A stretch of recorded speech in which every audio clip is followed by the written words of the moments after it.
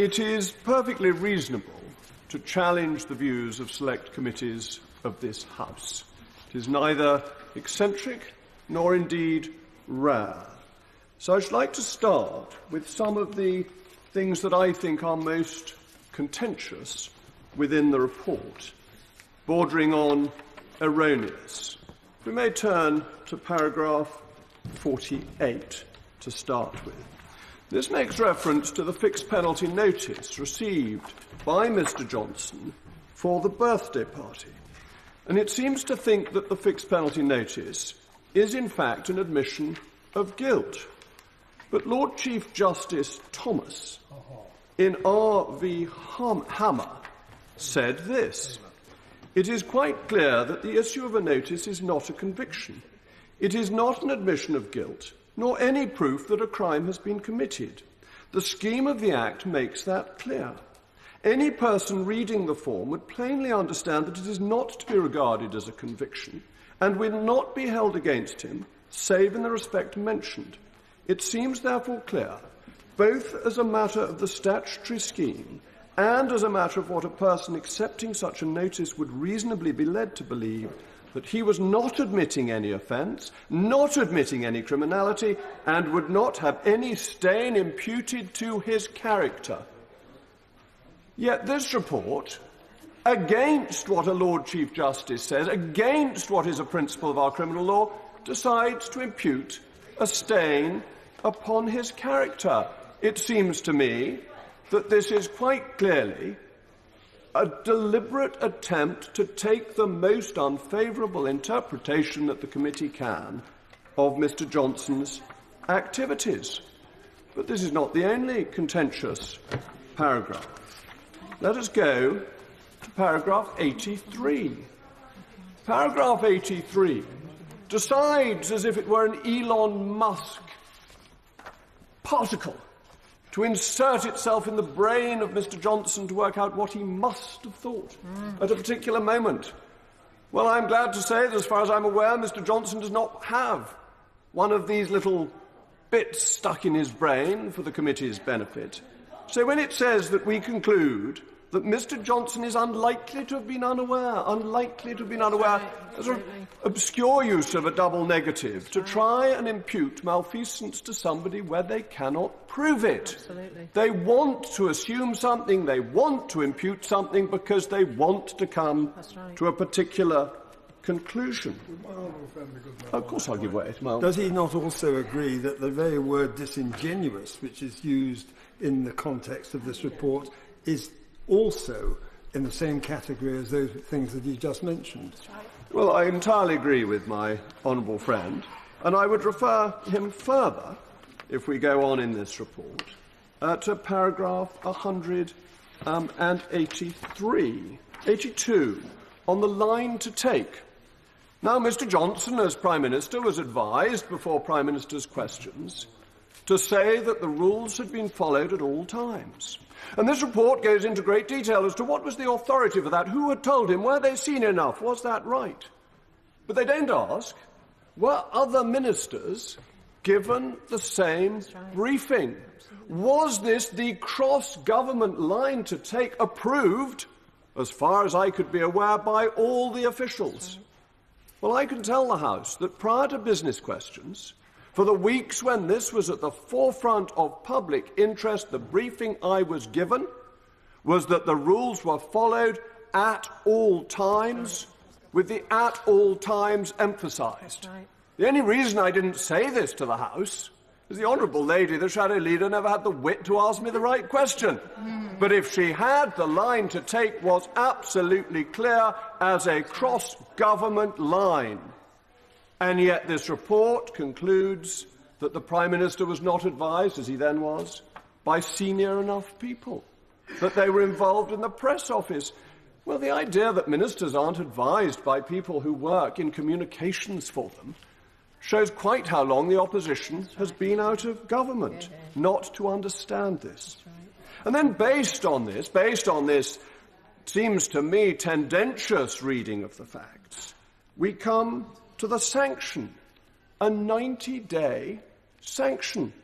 Well, a vindictive sanction, it seems to me, which they can't implement because Mr. Johnson has left Parliament.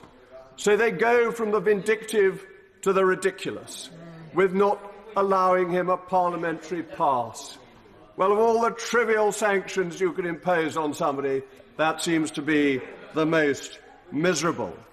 But they emphasise that this sanction, and let us turn now to paragraph 229, that this sanction has been made more savage, more brutal, more vindictive, because Mr. Johnson impugned the committee and undermined the democratic process. On what basis, Madam Deputy Speaker, is it thought that this House, when it comes to a conclusion, must be obeyed? Is it the case that we must not criticise the Dangerous Dogs Act because it was passed by this great and noble House? Or are we, in fact, allowed to criticise as a fundamental of free speech that which happens to us, that which is reported about us, that which is said of us?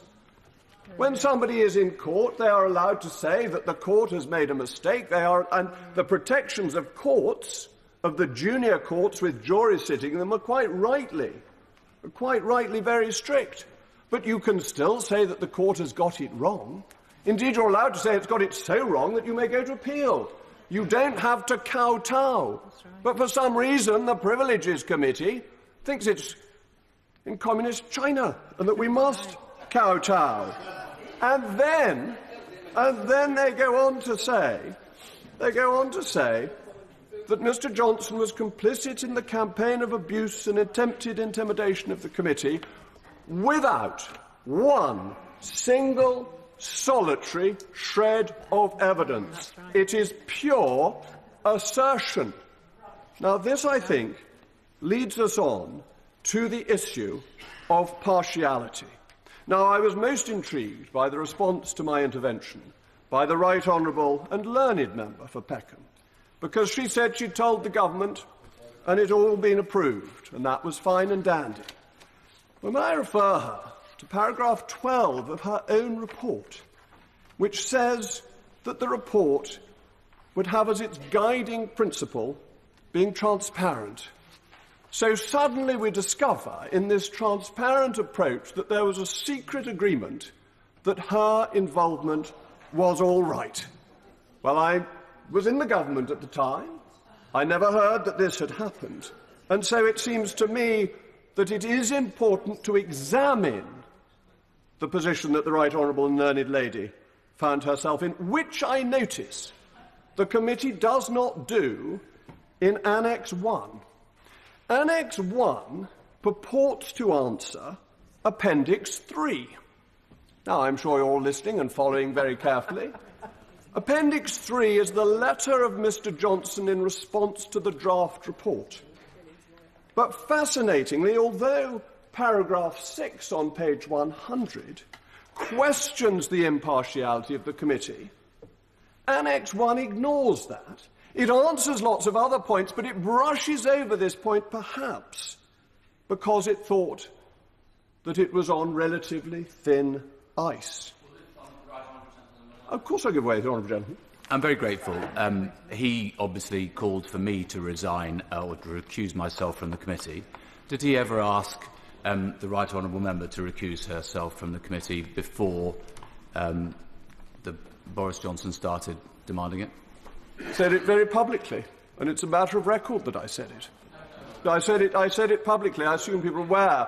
People clearly are aware of what he said publicly, because I will come to paragraph 14 in due course. But the issue here, no, I've given way to the Honourable Gentleman. That seems to me to be sufficient. Now, in paragraph 9, the report says that we leave our party interest at the door of the committee room. And that is all very good and to be encouraged. But it doesn't meet the Hoffman test.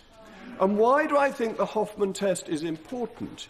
Is because the Judicial Committee of the House of Lords, like the Privileges Committee, was a committee of Parliament following a judicial, or in this case, quasi-judicial process. And what is the issue at here? And I quote from the judgment, "The contention is that there was a real danger or reasonable apprehension or suspicion that Lord Hoffmann might have been biased. That is to say, it is alleged that there is an appearance of bias, not actual bias. The fundamental principle is that a man may not be a judge in his own cause. This principle, as developed by the courts, has two very similar but not identical implications. First, it may be applied literally. If a judge is in fact a party to the litigation or has a financial or proprietary interest in its outcome, then he is indeed sitting as a judge in his own cause. In that case, the mere fact that he is a party to the action or has a financial or proprietary interest in its outcome is sufficient to cause his automatic disqualification. The second application of the principle is where a judge is not a party to the suit and does not have a financial interest in its outcome, but in some other way his conduct or behaviour may give rise to a suspicion that he is not impartial. That is the fundamental point. And that led to the Judicial Committee overturning a decision that it had made for, I believe, the only time in its history. It is a reasonable suspicion. If we take the judgment of Lord Nolan, which runs only to 4 lines, I will read out only 2 of them. I would only add that in any case where the impartiality of a judge is in question, the appearance of the matter is just as important as the reality. And this seems to me to be fundamental, that the Judicial Committee followed a proper process which the Privileges Committee did not.